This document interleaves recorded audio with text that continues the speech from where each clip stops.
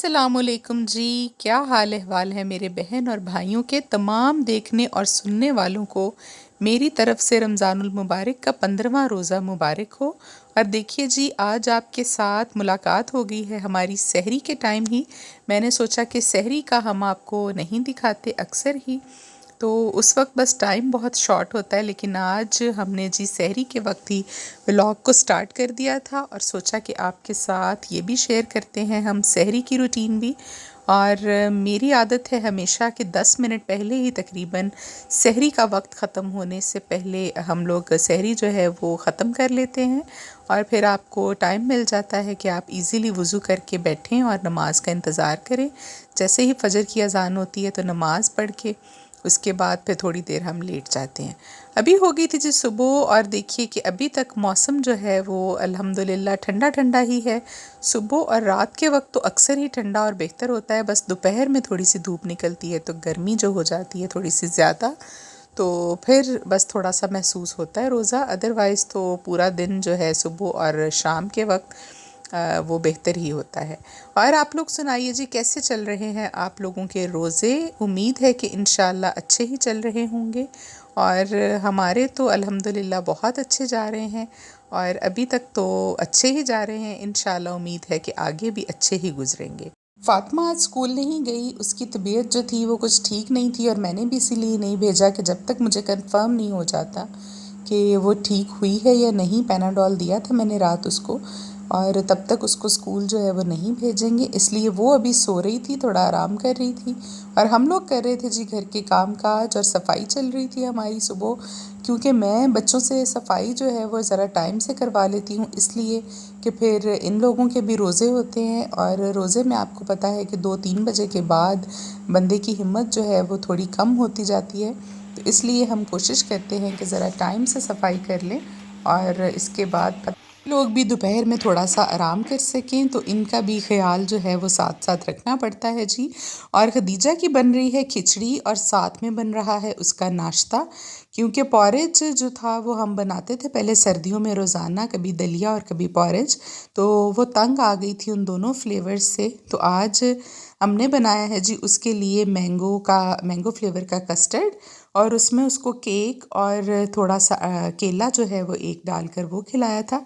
और फ़ातिमा जो थी जी, अभी कुछ ज़्यादा ही लग रहा था कि उसकी तबीयत जो है वो फिर से ख़राब हो रही है। फिर से मैंने पैनाडोल दिया, लेकिन 2 दिन होने वाले हैं, अब उसको बुखार नहीं उतर रहा। इसका मतलब है कि इसको कोई इन्फेक्शन है। और अभी इसके ऊपर से वार रहे थे जी हम चीनी चावल और मसूर की दाल, और ये डालेंगे हम 7 मरतबा इसके ऊपर वारने के बाद, बाहर जो कीड़े मकोड़े हैं हमारे मौजूद उनको। और ये सदका बहुत बेहतरीन है, मैंने आप लोगों को भी बताया था, आप भी इसी तरह किया करें। अपना और अपने बच्चों का सदका जो है वो कोई भी मीठी इसमें चीज़ डाल लें, चीनी डाल लें, दाल डाल दें, चावल डाल दें कच्चे, या अजनास में से कोई भी ऐसी जिन्स जो कि आपके पास मौजूद हो, गंदम हो, तो आप अपने ऊपर से वार कर या बच्चों के ऊपर से वार कर कीड़ों मकोड़ों को भी ज़रूर याद रखा करें। और अभी जी खोल ली थी हमने वो शॉपिंग जो मॉल से की थी कल, और ये फ़ातिमा के लिए सूट लिया था मैंने, मुझे अच्छा लगा था ग्रे और येलो, और इसी तरह का पिंक और ब्लैक जो है ये मैंने खदीजा के लिए लिया था।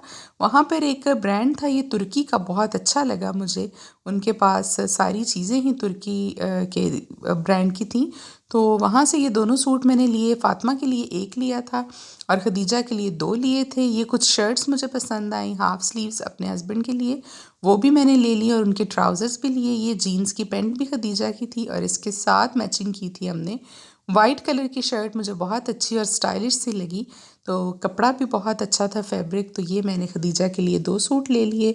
और ये हैं वो ट्राउज़र्स और शर्ट्स जो कि मैंने लिए थे वहाँ से हस्बैंड के लिए। अभी मुझे पता नहीं वो घर नहीं आए उसके बाद कि साइज़ उनको पूरा आता है या नहीं, लेकिन मैं उनसे बात करके आई थी कि अगर साइज़ में कोई इशू हुआ तो फिर वो इसको रिप्लेस कर लेंगे और हमें चेंज करके दूसरे दे देंगे। और ये सैंडल जी मुझे बहुत अच्छे लगे थे, ये भी टर्किश ब्रांड था, मेलन उनकी जूते थे, और फ़ातिमा के लिए मैंने ले लिए। वैसे तो मुझे पिंक पसंद आए थे, लेकिन उसमें इसका साइज़ नहीं था, तो पिंक फिर नहीं लिए। और वाइट और पर्पल भी बच्चों ने कहा कि अच्छे लग रहे हैं, तो चले फिर यही ले लिए हमने, क्योंकि लाइट्स वाले थे, बहुत अच्छे थे।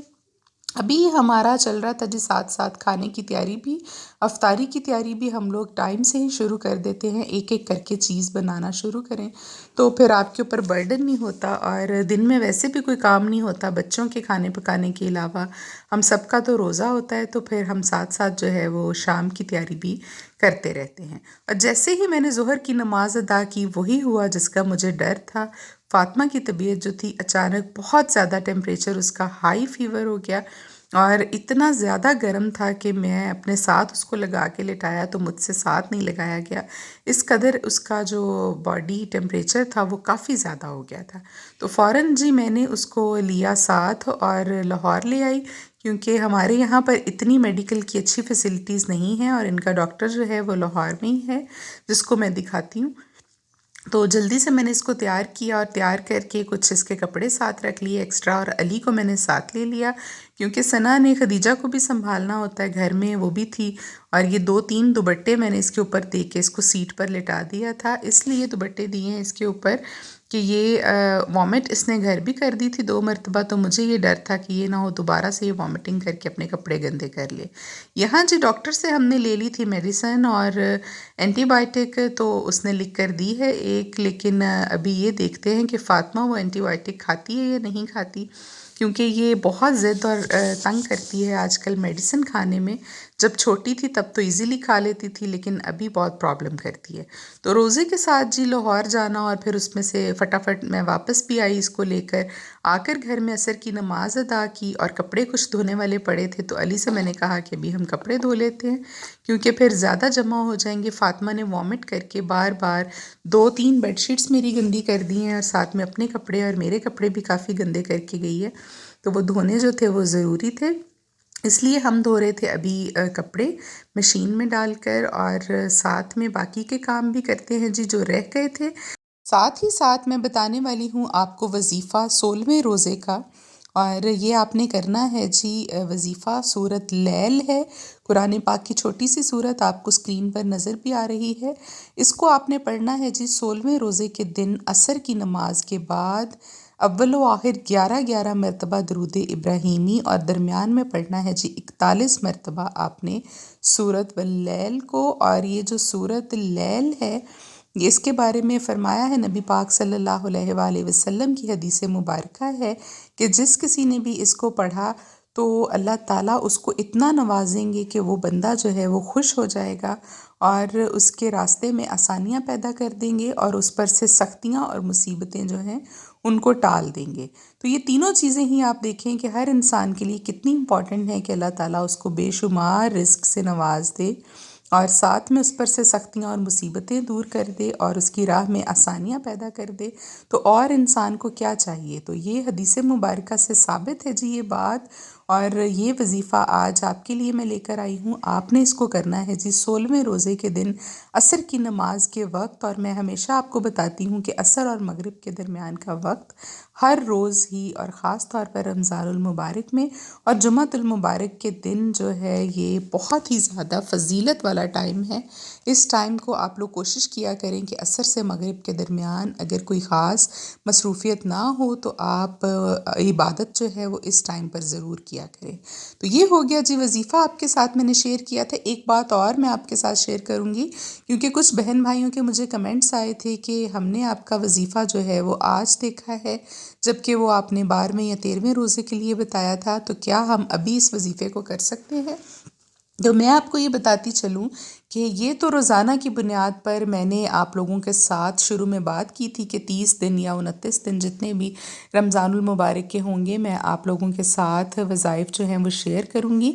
इनका ख़ास और मखसूस हर रोज़े के साथ कोई ताल्लुक़ नहीं, ये तो आप लोगों को तरतीब से मैंने वैसे बताया था कि आपसे शेयर करूँगी इबादात में रमज़ानुल मुबारक के हवाले से। ये वज़ीफ़ा आप जो भी मैं बताती हूँ किसी भी दिन पढ़ सकते हैं और इसके लिए कोई मखसूस दिन की कैद नहीं कि इसी रोज़े के दिन आपने पढ़ना है।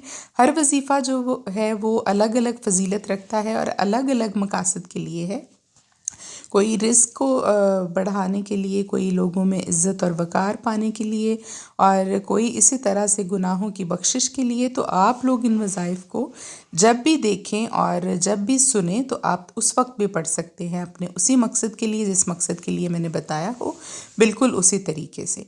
तो ये बात भी हुई जी क्लियर। और देखिए फ़ातिमा का टेम्परेचर जो है वो बढ़ता ही जा रहा था मेडिसिन देने के बावजूद, और ऐन उस टाइम पर जब अफ्तारी होने लगी फ़ातिमा को टेम्परेचर बहुत हाई हुआ, तो फिर मैं ठंडे पानी की पट्टियाँ उसको करती रही साथ साथ, और बस जल्दी से मैंने वहीं बैठे रोज़ा खोल लिया। उसके बाद जो था वो कोई 1 घंटे के बाद मेडिसिन के इसका टेम्परेचर थोड़ा नीचे आया, इसका मूड कुछ बेहतर हुआ। तो इसने ज़िद की कि मुझे बाहर जाना है, तो मैं इसको ले आई थी जी स्टोर पर, और यहाँ से इसने खेलने की भी कुछ चीज़ें ली और खाने पीने की भी ली, और लेकर कुछ मूड इसका बेहतर हो गया था, और इसको मैं घर ले आई थी। और कोई 2-3 घंटे तो ये काफ़ी बेहतर रही। मुझे लगा कि चले शुक्र है कुछ खाएगी पिएगी। थोड़ी सी रोटी भी इसने खाई, क्योंकि चावल जो थे वो ये नहीं खा रही थी। तो उसके बाद फिर दोबारा से इसको टेम्परेचर हुआ था रात को, और काफ़ी तेज़ हो गया था। अभी 1-2 दिन लगेंगे। डॉक्टर ने बताया है कि इसको गले का इन्फेक्शन जो है वो बहुत ज़्यादा है, और बस हमारी ही गलती है। इसने ज़िद की पीछे, फिर कुछ दिन पहले आइसक्रीम खाने की, तो गर्मी लग रही थी, मैंने ले दी इसको आइसक्रीम, जबकि अब इसका ख़्याल जो है वो ज़रा ज़्यादा रखना पड़ेगा। ये वहाँ से लेकर आई थी जी, देखिए बबल फुलाने वाली गन, और खदीजा और फ़ातिमा जो है वो दोनों खेल रही थी इस बबल गन के साथ। और शुक्र है कि थोड़ा सा ये उठी है, वरना तो कल परसों से ये बिल्कुल बेड के साथ लगी हुई है, और इसका उठने को भी दिल नहीं चाह रहा। और स्कूल से भी मैं 1 आध दिन इसको और छुट्टी करवाऊंगी, जब तक कि बुखार मुकम्मल पैनाडोल के बगैर इसका उतर नहीं जाता, क्योंकि अगर वहाँ जाकर टेम्परेचर हो गया तो संभालना टीचर से भी मुश्किल हो जाएगा, और इसने ख़ुद भी वहाँ पे बहुत शोर मचाना है। तो अभी थोड़ा सा कह रही थी मामा मुझे पेंसिल और बुक दें, मेरी कॉपी दें, मुझे अल्फ़ाबेट्स लिखने हैं। तो मैंने कहा कोई बात नहीं, अभी ये कुछ बेहतर है तो आप इसको दे दें। लेकिन देखिए उससे लिखा नहीं जा रहा था, नकाहत की वजह से। इसने खाया कुछ नहीं था कल से, और अभी बहुत कमज़ोर सी मुझे लगी है, और इससे पेंसिल पकड़ के लिखा नहीं जा रहा था ज़्यादा, बस थोड़ा सा काम इसने किया। और उसके बाद कहने लगी कि मैं थक गई हूँ। मैंने कहा चलें अभी आप आराम करें, और बस जितनी देर इसका दिल था उतनी देर बैठकर ये प्रैक्टिस करती रही है। और कुछ अल्फ़ाबेट्स जो थे वो ABC के भूल भी गई है, जो पहले हम इसको पढ़ा रहे थे घर में, टीचर आती थी तो अच्छे से इसको याद था। अब स्कूल वाले तो इसको अपनी रूटीन के साथ लेकर चल रहे हैं। और साथ ही साथ जी मैं पढ़ रही थी इशा की नमाज़ के बाद, अपने जो मामूल के वज़ाइफ हैं मेरे रह गए थे वो भी मैं पढ़ रही थी साथ साथ, और सूरतें जो मैं पढ़ती हूँ वो भी। और बाकी तमाम कामों से हमने हो लिया था जी फ्री, और रात के हो गए थे अभी तकरीबन, मेरा ख़्याल है 9:45 का टाइम था। ये आप लोगों के साथ शेयर भी मैं करती हूँ। बस जी ये करने के बाद फिर अभी सोना था, और फ़ातिमा को भी सुला देते हैं, क्योंकि फिर इसकी तबीयत जो है वो कुछ बेहतर हो जाएगी। सोकर बच्चा जो है वो थोड़ा सा फ्रेश होता है। अभी चाहेंगे जी आपसे इजाज़त कल तक के लिए, इस दुआ के साथ कि खुश रहें, आबाद रहें अपने घरों में, जहाँ कहीं भी हों।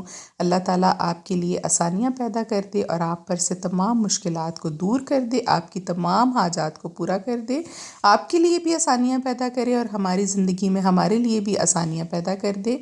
और हमें अपनी दुआओं में आप याद रखा करें, आप हमेशा हमें अपनी दुआओं में याद होते हैं। हमें दीजिए इजाज़त। अल्लाह हाफ़िज़।